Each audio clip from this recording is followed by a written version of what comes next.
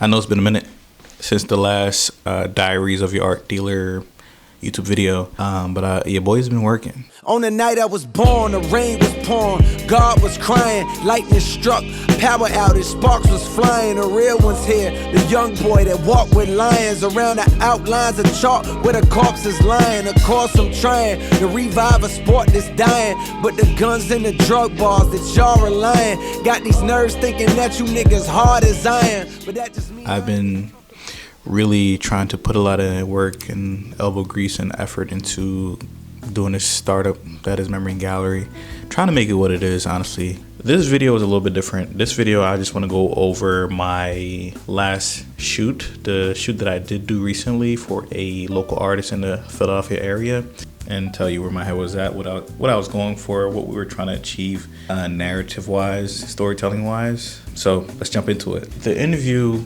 was for Oronde Kairi, who is a phenomenal figurative painter. Storytelling, his tone is really about these bigger than life figures, these bigger than life iconic figures that are black in nature, but black specifically. I was drawn to Oronde because of his style. It's exaggerated, it is impressionist, it is bigger than life in a way, and what that does, in my opinion, is it makes those figures that he paint almost heroic. It really feels grandiose when he puts it on canvas, which I personally love. And it's a perfect blend because some people, when they do that, it can almost come off cartoonish. It can come off uncanny in a way. But I feel like he successfully conveys that with his work, successfully walks that line with his work. Before I get to the interview itself, let me talk about what I brought to the interview. It was a light interview setup. I really wanted to be efficient, especially when you're starting something new. I want to be able to run lean and extract as much value out of the equipment that I do have, instead of overspending and overbuying equipment that I will never use to its full potential. And I think that's just a good rule of thumb when it comes to business. You want to lower your capital expenditures as much as possible, so that increase your margins as much as possible, so you can reinvest in yourself and then grow and then buy more of what you need and reinvest in yourself. But I brought Blackmagic Pocket 6K Pro. It's a big boy, a little bit rigged out. I say a little bit, but it's pretty heavy actually. I rigged it out a bit because I wanted it to be versatile, because we were shooting indoors and outdoors. The Firehouse Gallery building is a beautiful building that used to be a firehouse that was renovated and repurposed into multiple art studios, and it's really gorgeous to capture. And the weather, the lighting was perfect. So the Pocket 6K Pro was perfect for that, because as you know, it has internal variable NDs, so it was easy to work with.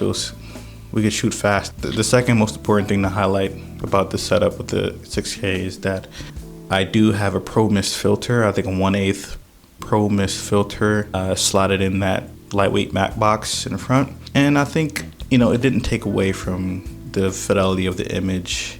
It added another texture to the image that I think was valuable, that added value to the shoot.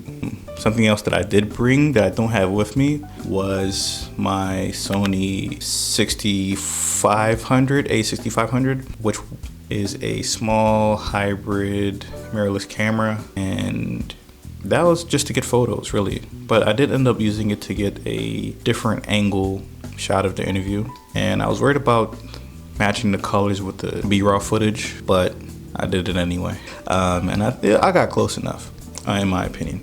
Why I don't have that anymore is because I sold it and I got a Lumix S5 instead, which has higher bit rate and just way more flexibility in video shooting capabilities and features. That I did bring was my newer 60D, which is a small key light.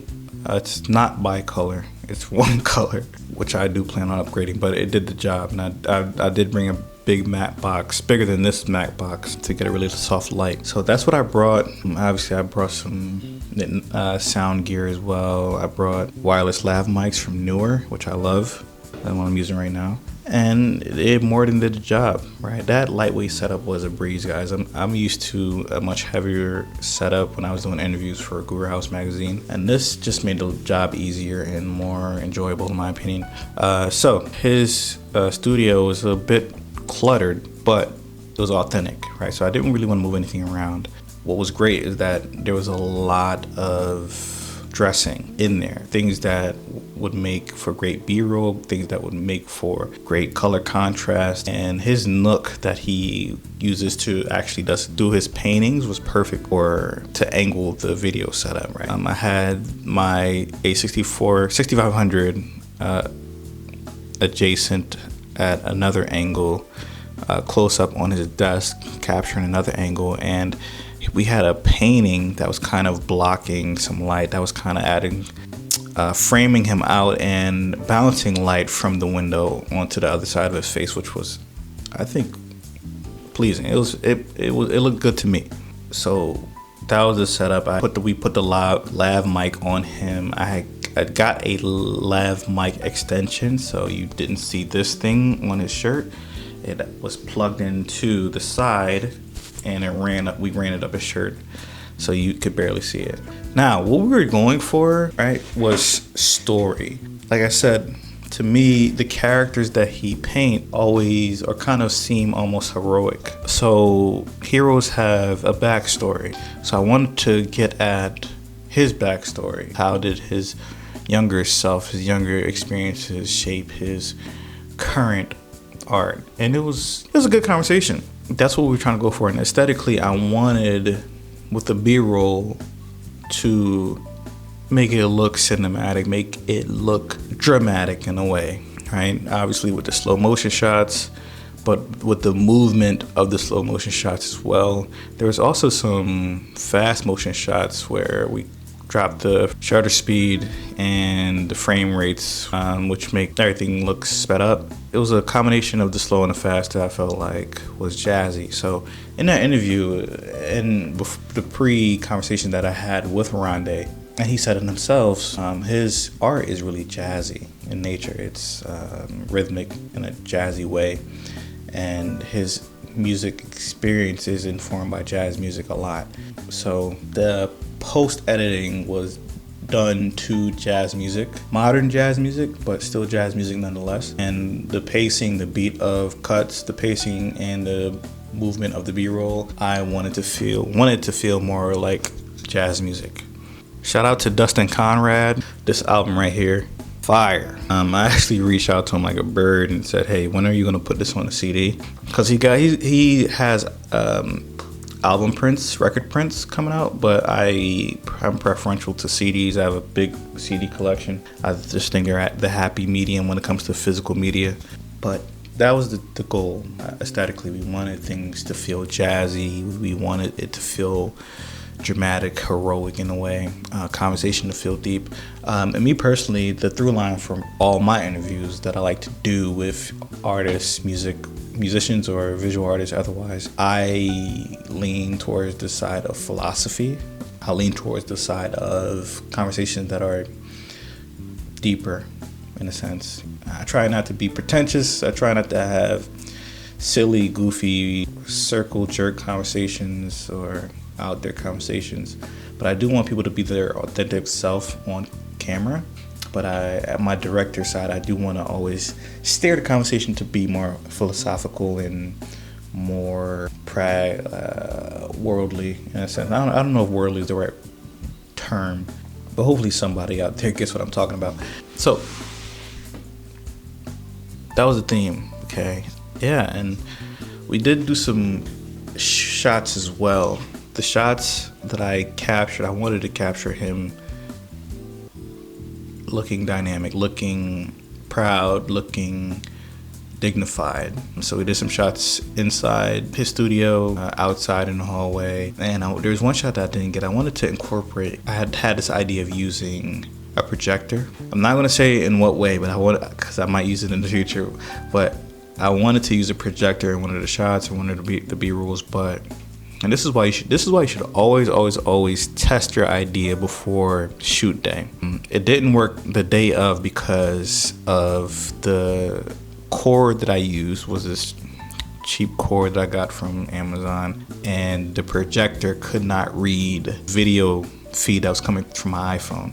Now, because we're on lessons and I'm gonna close out with this, what I learned was that I really enjoy this stuff. Like, this is what fills me up. It makes me feel creative. It scratches that creative itch. And I've been reading this book, The Millionaire Course.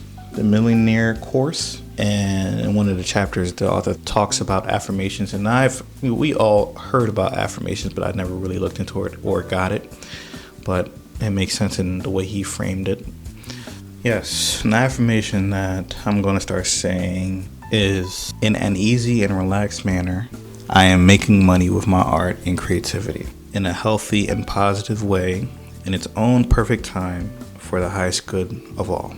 That's an affirmation that I'm going to start repeating because I know this is what I want to do. But yeah, that's the first lesson that I learned from the shoot. I've always done interview shoots, but this is the first one I've done in a while. Another lesson, not so good, and there's a couple not so good lessons, but we got to keep improving to get where we want to go, is some lessons that I learned from the interview, from this shoot.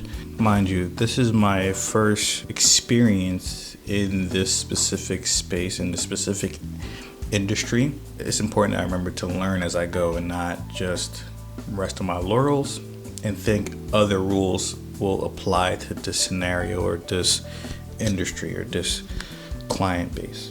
The main thing I learned is that I need to be okay with directing better or directing more, even if I have to interject more often or even pause the interview so we can recalibrate ideas, thoughts, so the conversation can flow better. What I wasn't doing in this interview, what I now know I should be doing or be more cognizant of, is being aware of when the talent is not showing up as their best self in that moment, and not just allowing them to talk until they catch themselves or talk until great content reveals itself, because sometimes that might not happen, and time is money, and that was a waste of time. So that's a big lesson learned. Another lesson was making sure that my B-roll is adding to the narrative, adding value, and shooting more B-roll than needed or necessary, because it's more content, the better.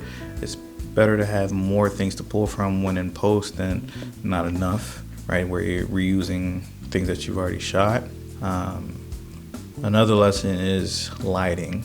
I was so enamored by the studio and the contrast of all the paintings and the colors that I didn't properly expose for the windows and the lighting of the windows, and I could have done better with the setup or having some negative fill, or even just recognizing some negative fill for the other side of his face. Probably would have been better for shaping. There's not one lighting setup that fits all situations. I need to get better at that specific thing. Those were the biggest lessons learned, and in post there's a ton of lessons that I learned in post, but yeah, overall I think it was a great first attempt, a first broach into this space with painters and fine artists, and I look forward to improving. I look forward to storytelling with the next great artist. I look forward to growing this business, growing this upstart into something phenomenal, something that has something to say, something that has staying and moving power in the industry. And I just wanted to share that with you guys. Let me know if you saw the interview. Let me know what you think of the interview. And if you have any thoughts or ideas about anything I said in this conversation today, drop a comment below, and subscribe if you want to hear more in the future. I don't know if I said it earlier, but my name is Sean. This is Memory Gallery, Diaries of Your Art Dealer, and we're out of here.